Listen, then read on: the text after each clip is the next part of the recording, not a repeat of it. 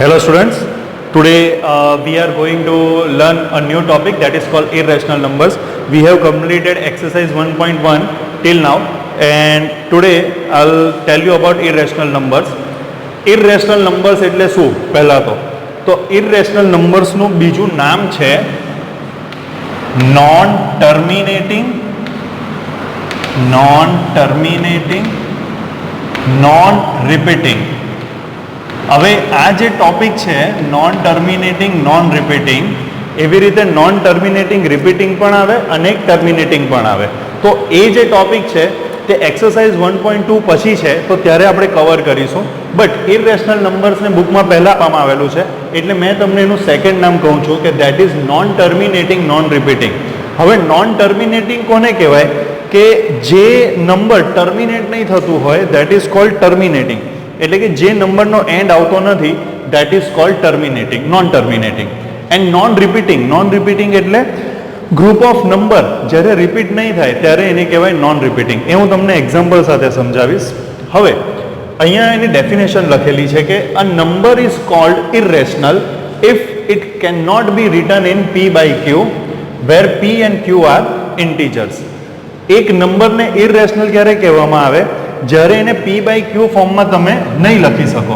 બરાબર, સપોઝ એક number S છે તો it can't be equal to P by Q form. જો પી બાય ક્યુ ફોર્મમાં એને લખી શકો તો એ રેશનલ નંબર કહેવાય, જે આપણે ફર્સ્ટ લેક્ચરમાં સમજાવેલું હતું. રેશનલ નંબર એટલે જે નંબરને પી બાય ક્યુ ફોર્મમાં લખી શકાય, અને જે નંબરને પી બાય ક્યુ ફોર્મમાં નહીં લખી શકાય that is called irrational number. Okay, બીજું ઇરરેશનલ નંબરનું બીજું નામ તમને કીધું તેમ નોન ટર્મિનેટિંગ નોન રિપીટિંગ. બરાબર, હવે એક્ઝામ્પલ્સ આપેલા છે √2, √3, √5, પાઈ, 0.10, 1, 00, 1, 000, 1, 40, ડેશ ડેશ ડેશ. હવે સમજો, √2 ની જો તમે વેલ્યુ કાઢો, અત્યારે તમે ખાલી તમારા માટે કેલ્ક્યુલેટર પર √2 ની વેલ્યુ કાઢજો, તો √2 ની વેલ્યુ જે તમને મળશે that would be 1.4142 dash dash dash એ ટાઈપની મળશે. એટલે કે √2 જે નંબર છે તેની જે તમે વેલ્યુ કાઢો છો તો એ ટર્મિનેટ નથી થતી એટલે એનો એન્ડ આવતો નથી. એટલે ફર્સ્ટ થિંગ નોન ટર્મિનેટિંગ થઈ ગઈ. બીજી વસ્તુ એ ચેક કરવાની આવે કે રિપીટ થશે કે નહીં થશે. રિપીટિંગ એટલે એના માટે હું √2 છોડીને આ એક્ઝામ્પલ તમને સમજાવું. રિપીટિંગ કોને કહેવાય? તો આ એક નંબર જે આપેલો છે દેટ ઇઝ નોન ટર્મિનેટિંગ, કારણ કે ડેશ ડેશ ડેશ છે, એનો મતલબ એ નંબર ચાલ્યા જ કરશે. હવે બીજી વસ્તુ, પોઈન્ટ પછી ગ્રુપ ઓફ નંબર રિપીટ થાય છે કે નહીં એ ચેક કરવાનું છે. ગ્રુપ ઓફ નંબર એટલે આ 10 છે, પછી 100 છે, પછી 1000 છે, પછી 10,000 છે. જો 10 હોય તો અહીંયા બી 10 હોય, પછી બી 10 હોય. જો આ રીતે હોય 0.10, 10, 10, 10 ડેશ ડેશ ડેશ, તો આનો મતલબ શું થાય? ગ્રુપ ઓફ નંબર રિપીટ થાય છે. નંબર કોઈ પણ હોઈ શકે, અત્યારે એક્ઝામ્પલ માટે 0.10 લીધું છે. તો પોઈન્ટ પછી જે ગ્રુપ ઓફ નંબર છે એ જો રિપીટ થતું હોય તો એ રેશનલ કહેવાય. બટ જો ગ્રુપ ઓફ નંબર રિપીટ નહીં થતું હોય તો એ ઇરરેશનલ કહેવાય, અને એવા નંબરને નોન ટર્મિનેટિંગ અને નોન રિપીટિંગ કહેવાય. કારણ કે અહીંયા 10 પછી 100 આવે છે, 10 પછી 1 પછી 2 0, 1000 અને 10,000. એટલે ગ્રુપ ઓફ નંબર રિપીટ થતું નથી. That's why it is called irrational number. બરાબર છે? તમે √2, √3, √5 એવી રીતે કોઈ બી √7 ની વેલ્યુ બી લેશો ને તો એ તમારી નોન ટર્મિનેટિંગ નોન રિપીટિંગ થશે. એટલે કે એ શું થશે? ઇરરેશનલ નંબર થશે. હવે જો √4 આપણે લઈએ, સમજાવું છું ખાલી. √4, તો √4 એ પરફેક્ટ સ્ક્વેર છે. 4 એ કોનો સ્ક્વેર છે? 2 નો સ્ક્વેર છે. તો √4 ની વેલ્યુ કેટલી થાય? 2. એટલે આ નંબરનો એન્ડ થઈ જાય છે, એટલે કે ઇન્ટીજર છે. બરાબર છે? એટલે તમે શું યાદ રાખશો? ઇરરેશનલ નંબરનું પહેલું નામ નોન ટર્મિનેટિંગ નોન રિપીટિંગ. બીજી વસ્તુ, એ નંબર ઇન્ફાઇનાઇટલી ચાલે, ટર્મિનેટ થતો નથી, અને એમાં ગ્રુપ ઓફ નંબર્સ રિપીટ થતા નથી.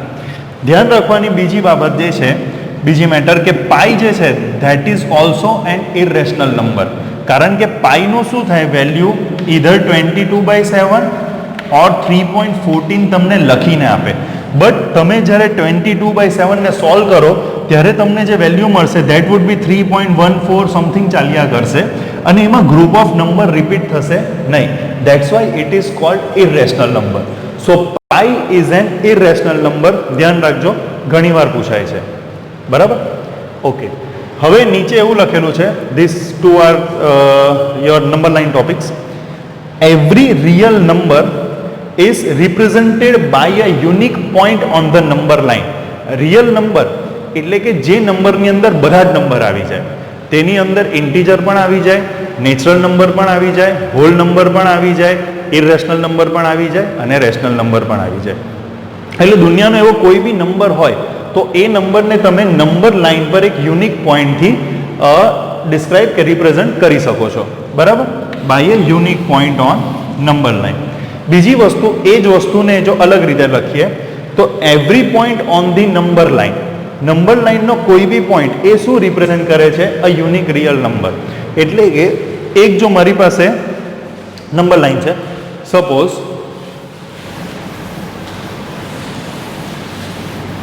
હું નંબર લાઇન ડ્રો કરીને તમને બતાવું છું.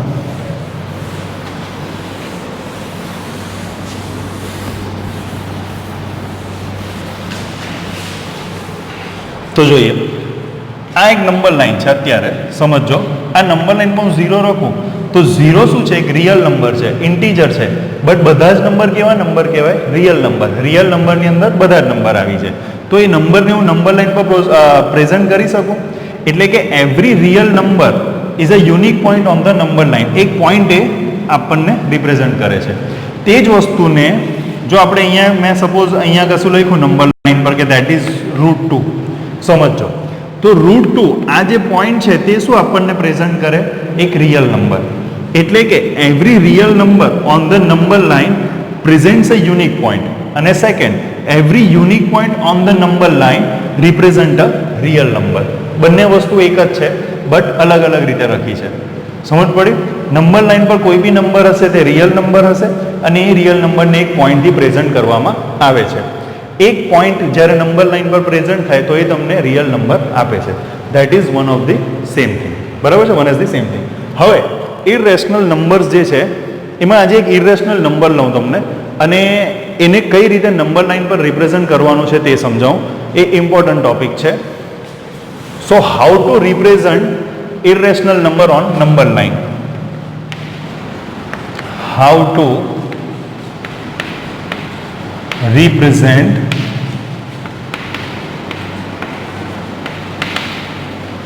irrational number on number line? બરાબર છે. તો હવે પહેલું એક ઇરેશનલ નંબર લઈએ √2. So let's start with √2. સમજો, તમારી બુકમાં તમારે કઈ રીતે ડ્રો કરવાનો છે એ સમજાવું છું. પહેલાં કોઈ પણ ઇરેશનલ નંબરને જ્યારે નંબર લાઇન પર ડ્રો કરવાનું હોય ત્યારે તમારે સપોઝ √2 પ્રેઝન્ટ ઇટ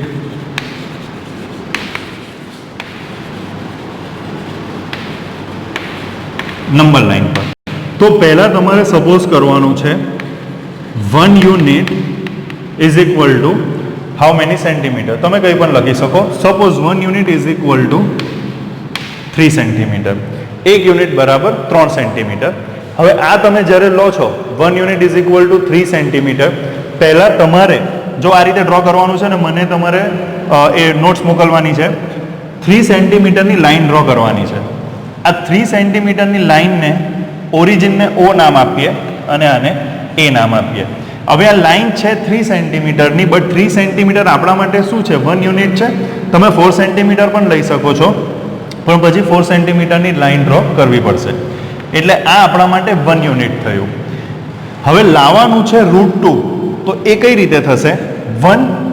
હવે એ પરથી 90 ડિગ્રી પર 1 યુનિટ એટલે કે 3 સેન્ટીમીટરની એક બીજી લાઇન ડ્રો કરવાની છે. આવી થઈ ગયું 1 યુનિટ.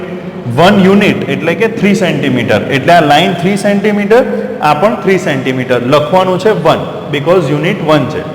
હવે અહીંયાથી આ લાઇનને તમારે જોઈન કરી દેવાની છે અને તમે નામ આપી શકો છો B. થઈ ગયું સિમ્પલ. હવે આ તમારું 90 ડિગ્રી થશે. બરાબર. હવે રાઉન્ડરનો એક પોઈન્ટ O પર અને બીજો પોઈન્ટ B પર, O પર એક પોઈન્ટ મૂકીને રાઉન્ડરનો બીજો પોઈન્ટ B પર મૂકવાનો છે અને B થી પછી આ રીતે પેન્સિલથી આ ડ્રો કરવાનો છે. એક પોઈન્ટ અહીંયા B પર અને આ રીતે આર્ક ડ્રો કરવાનો છે. સો આ જે પોઈન્ટ આવશે એને અહીંયાથી તમારે ખેંચીને અહીંયા લઈ જવાનું છે, OAB, અને તમે નામ આપી શકો C. અને આ જે લેન્થ થશે આટલી તે થશે √2. એટલે OC તમારું કેટલું થશે? √2. બરાબર. બીજી વસ્તુ, આ OB કેટલું થશે? AB થશે √2. એટલે કે નંબર લાઈન પર જ્યારે તમે, આ એક નંબર લાઈન છે સમજો, આ રીતે, અને આ y એક્સિસ, O એટલે ઓરિજિન 0. બરાબર. એટલે આ તમે કોને પ્રેઝન્ટ કર્યું? √2 ને નંબર લાઈન પર આ રીતે પ્રેઝન્ટ કર્યું. હવે આ બી જો આ ડાયાગોનલ છે એટલે પાયથાગોરસ લાગશે, એટલે આ બી √2 થશે. અને આ જે તમે અહીંયા સેન્ટર લઈને B થી આર્ક ડ્રો કરો છો C પોઈન્ટ, તો O થી C પણ કેટલું થશે? √2 થશે. આનું કેલ્ક્યુલેશન તમારે કઈ રીતે બતાવવાનું છે? તો આનું કેલ્ક્યુલેશન બહુ જ સિમ્પલ છે. આ જે ટ્રાયેંગલ છે OAB, રાઈટ એંગલ ટ્રાયેંગલ લેવાનો છે, 90 ડિગ્રી બનાવતો. તો ઇન ટ્રાયેંગલ OAB, હવે 90 ડિગ્રી છે તો OA² પ્લસ AB², 90 ડિગ્રી બનાવતી બે સાઈડ, પાયથાગોરસનું ઇક્વેશન, 90 ડિગ્રી બનાવતી બે સાઈડ કઈ છે? એક OA અને એક AB.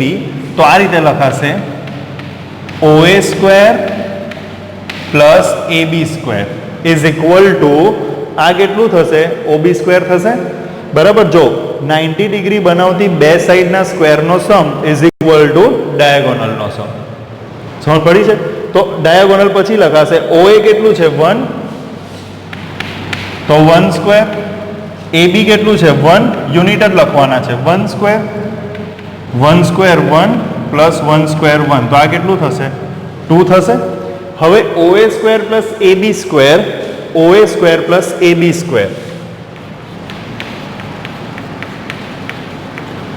Is equal two diagonal OB છે તો OB² થશે. એટલે OA² પ્લસ AB² એ તમને શું આપશે? OB² આપશે. હવે 2 એ કોનો સ્ક્વેર છે? તો √2 નો સ્ક્વેર છે, પ્લસ ઓ માઇનસ, પણ અત્યારે પ્લસ √2 ની વાત ચાલે છે તો આપણે એ જ લઈએ. તો જે નંબર કોઈનો બી સ્ક્વેર નહીં હોય તે નંબર પોતે પોતાના રૂટનો સ્ક્વેર હોય. એટલે 2 એ પરફેક્ટ સ્ક્વેર નથી, તો એ કોનો સ્ક્વેર છે? પોતે જ પોતાના રૂટનો. આ સ્ક્વેર કટ, તો બી કેટલું મળ્યું? √2 મળશે આ તમને. તો આ રીતે તમે √2 ને નંબર લાઈન પર ડ્રો કરી શકો છો. √2 પછી √3 આવે છે. બરાબર. તો √3 કઈ રીતે ડ્રો કરવાનું એ હું તમને સમજાવું, અને પછી નેક્સ્ટ લેક્ચરમાં √5 √7 એના વિશે આપણે ડિસ્કશન કરીશું. આપણે ત્યાં સુધી જ કરવાનું છે અત્યારે. તો જો આ તમને કેલ્ક્યુલેશન સમજ પડી ગઈ એ હું માનું છું કે ઇઝી છે, તો સમજ પડી ગઈ. હવે √2 પછી જો હું √3 પૂછું તો એ પણ આ જ નંબર લાઈન પર આવી જશે. બરાબર છે. કઈ રીતે? તો આટલું જે છે તે તમારું √2 થઈ ગયું આ યુનિટ. હવે અહીંયાથી C પરથી 90 ડિગ્રી પર 1 યુનિટની લાઈન ડ્રો કરવાની છે, સેમ આટલી જ, તો આ 1 યુનિટ થશે. બરાબર છે. હવે O થી આ પોઈન્ટને D કહીએ, આ પોઈન્ટને જોઈન કરવાનું છે, તો આ C થી D થશે. બરાબર. O પર સેન્ટર રાખીને D પર રાઉન્ડરથી આ રીતે તમારે કરવાનું છે, અને આ પોઈન્ટ તમારો E. તો O થી E આ તમારું થશે √3. બરાબર. એટલે O થી E √3 અને આ ODB કેટલું થશે? √3. કેલ્ક્યુલેશન જે એની છે તે કઈ રીતે થાય? OC², જો હું તમને બતાવી જ દઉં, આ તમારે લખવાનું છે √2 વાળું, પછી √3 વાળું લખવાનું છે. જો એક સમજ પડી ગઈ તો બધું આવડી જશે. આ √3 OD છે, આ ડાયાગોનલ છે, તો √3 અહીંયાથી અહીંયા છે, તો એનો ટ્રાયેંગલ કયો થશે? આ થશે. આ ટ્રાયેંગલ કયો છે? OCD છે. તો ઇન ટ્રાયેંગલ OCD C પર 90 ડિગ્રી બને છે, અહીંયાથી સ્ટ્રેટ લાઈન જાય છે, તો OC square plus CD square, OC square plus CD square is equal to શું થશે? OD સ્ક્વેર થશે. તો is equal to OD square.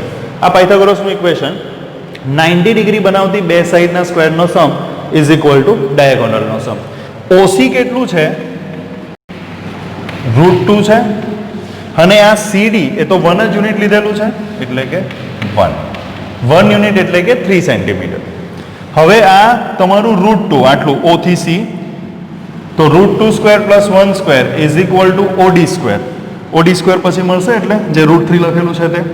√2 no square, સ્ક્વેરને square root cut, તો 2 plus 1 square 1 is equal to OD square.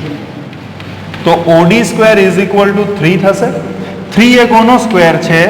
Perfect square નથી, એટલે કે એ પોતે જ પોતાના રૂટનો સ્ક્વેર છે. તો therefore OD is equal two √3. O થી D √3 થશે, એટલે O થી E જે તમે O પર સેન્ટર રાખીને D પર રાઉન્ડર રાખીને M સર્કલ મારો છો, આર્ક જે કરો છો, તે O થી E નું ડિસ્ટન્સ કેટલું થશે? √3. આ રીતે નંબર લાઈન પ્રેઝન્ટ થશે. બરાબર. એકવાર આ જ નંબર લાઈનનું રિવિઝન નેક્સ્ટ લેક્ચરમાં પાછું કરીશું. તમારે અત્યારે આને ફૂટપટ્ટી એટલે કે સ્કેલ, ઇરેઝર, પેન્સિલ અને રાઉન્ડર લઈને બેસવાનું છે, અને આ ડ્રો કરીને આજે જેટલું ચાલ્યું તે બધું લખવાનું બી છે, અને પછી આ ડ્રો કરીને મને વોટ્સઅપ કરવાનું છે. એકવાર સમજાવી દઉં છું. 1 યુનિટ એટલે 3 સેન્ટીમીટર. O પોઈન્ટથી 3 સેન્ટીમીટરની લાઈન ડ્રો કરવાની છે. એ 3 સેન્ટીમીટરની લાઈન તમારું 1 યુનિટ થશે, કારણ કે 3 સેન્ટીમીટર શું છે? 1 યુનિટ. ત્યાંથી જ એક સ્ટ્રેટ લાઈન 1 યુનિટ એટલે કે 3 સેન્ટીમીટરની ડ્રો કરવાની છે. લખવાનું છે 1 યુનિટ. O થી આને જોઈન કરી દેવાનું છે. O પર સેન્ટર રાખીને B સુધી તમારું રાઉન્ડર લઈને B થી આમ આર્ક કરવાનો છે. હવે આ O થી B એ પણ √2 થશે, અને જે O થી C છે તે પણ √2 થશે. કેલ્ક્યુલેશન બાજુમાં પાયથાગોરસનું ઇક્વેશન મૂકીને મેં સમજાવેલું છે, એ જ લખવાનું છે. બરાબર. અને √2 આવી જાય તો √3 પણ જાતે જ આવી જાય. √2 ની જે લાઈન છે O થી C, ત્યાંથી 1 યુનિટ એટલે કે 3 સેન્ટીમીટરની લાઈન સ્ટ્રેટ ડ્રો કરવાની છે. O થી D જોઈન કરવાનું છે. O પર સેન્ટર રાખીને D સુધી રાઉન્ડર લઈને D થી એક આર્ક કરવાનો છે. એ પોઈન્ટ તમારો થશે E. O થી D થશે √3 અને O થી E પણ થશે √3. બરાબર. એનું કેલ્ક્યુલેશન પર અહીંયા આપેલું છે. બરાબર. પાયથાગોરસ એટલે 90 ડિગ્રી બનાવતી બે સાઈડના સ્ક્વેરનો સમ ઇઝ ઇક્વલ ટુ ડાયાગોનલનો સમ. આ રીતે જે હોય સ્લાન્ટ હાઈટ તેને કહેવાય ડાયાગોનલ. બરાબર. કરી જોજો. કંઈ પણ ડાઉટ હોય તો ફોન કે વોટ્સઅપ કરી શકો છો. નંબર લાઈન પાછી નેક્સ્ટ લેક્ચરમાં રિવાઇઝ થશે. Thank you.